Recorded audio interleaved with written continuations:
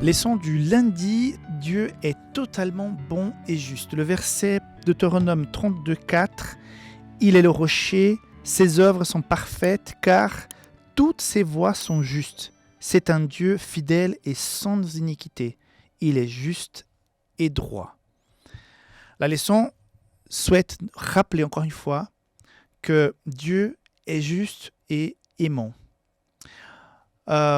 Mais la grande question quand on entend ces déclarations que Dieu est 100% juste, Dieu est 100% aimant, c'est qu'est-ce qu'on fait avec toutes les injustices qui s'accaparent et même qui atteignent les enfants de Dieu. Alors, comment dire que Dieu est 100% juste, Dieu est 100% aimant, quand quelqu'un qui est fidèle à Dieu, qui va à l'église, qui a toujours participé, qui a été toujours un bon chrétien, voit que quelqu'un de sa famille tombe malade, ou lui-même tombe malade, ou un accident lui arrive, qui va peut-être ôter la vie à cette personne, et tu te dis, mais où est Dieu quand d'un côté il déclare ça, qu'il est bon, juste et droit, on vient de lire, ses œuvres sont parfaites, donc comment peut-on dire que Dieu est parfait quand quelqu'un d'innocent est atteint par une injustice? Comment on peut dire que Dieu est juste quand il y a tellement d'injustice autour de nous? C'est une question délicate. C'est une question qui nous revient souvent. Et certains qui ne croient pas en Dieu la posent souvent pour titiller, dire voilà, si Dieu existait vraiment, il n'y aurait pas ça. Il n'y aurait pas eu les guerres. Mais souvent, j'ai déjà entendu parler, je ne crois pas en Dieu parce qu'il y a eu toutes ces guerres dans le monde, parce que si Dieu existait, il n'y aurait pas eu toutes ces guerres. Mais souvent, j'ai entendu cette phrase. Et justement, comment répondre à ce genre de questions? Tout d'abord, quand je parle avec des gens, quand j'ai l'occasion d'étudier la Bible, c'est une chose, mais quand j'ai que l'occasion d'échanger comme ça arrive souvent, je parle de caractère. Je parle de... Une chose, c'est les actions et les choses qui nous arrivent ici. Autre chose, c'est le caractère de Dieu.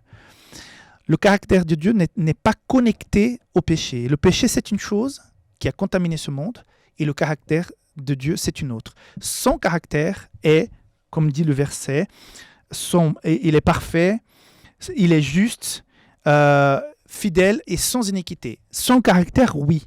Puisque dès la création du monde, quand Dieu a su que le péché naissait dans le cœur de Lucifer, automatiquement, ce Dieu qui est différent des autres s'est investi pour le salut de l'humanité. S'est investi au travers de Jésus à venir, à vivre comme nous, à prendre forme humaine, à vivre dans la souffrance, dans la privation et à être injustement mort, comme toutes les injustices qui nous arrivent, parce que son Fils est envoyé au milieu du péché.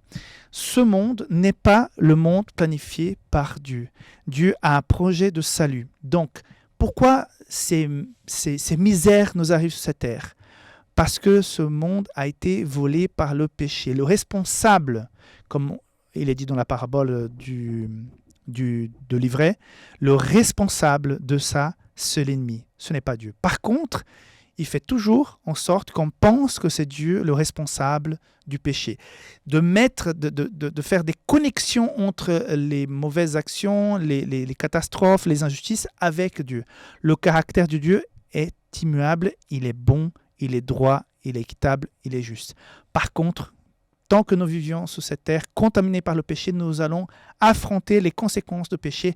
Et même ceux qui sont fidèles à Dieu, qui sont des bons chrétiens. Mais je te pose la question, où sont les hommes, les femmes fidèles à Dieu, bons chrétiens qui vivaient sur cette terre il y a 100 ans? Ils ne sont plus vivants. Et pourtant, ils étaient des bons et des loyaux chrétiens. Mais avec le temps, l'âge, parce que si la personne décède à, j'en sais rien, à 85 ans, 100 ans, on dit, oh, il a vécu une belle vie. Mais non, il n'a pas vécu une belle vie, il est mort à cause du péché. Il n'aurait jamais dû vieillir, il n'aurait jamais dû souffrir autant comme il a souffert pendant sa vieillesse, cet âge avancé. Non, il n'a pas vécu une longue vie, il a vécu une très courte vie. Ce n'est pas une très bonne vie parce qu'il a souffert jusqu'à en périr. Mais quand la mort arrive plus tôt, là, par exemple, j'ai un cas d'un enfant de 9 ans qui a eu une maladie et qui vient de décéder. C'est un choc, c'est une grande tristesse parce qu'on est habitué à que les personnes décèdent à un certain âge, et donc ça nous révolte quand ces personnes décèdent plus tôt. Mais on doit se révolter à tout le temps, parce que peu importe l'âge de la personne, le péché nous a contaminés avec la mort.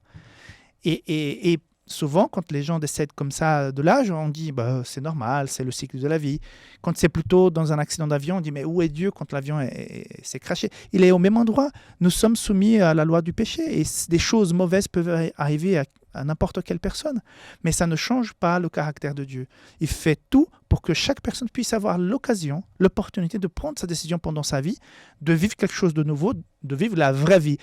Ou alors, effectivement, tout autour sera comme Dieu, droit, équitable, juste, sans péché, sans mort, sans souffrance. Voilà, que Dieu puisse te bénir et te donner cette assurance que malgré tout, il est bon, il est présent, il est juste dans toutes les choses, même dans circonstances que parfois on se pose des questions, Dieu est droit. Que Dieu puisse t'inspirer et on se voit demain pour la leçon du mardi.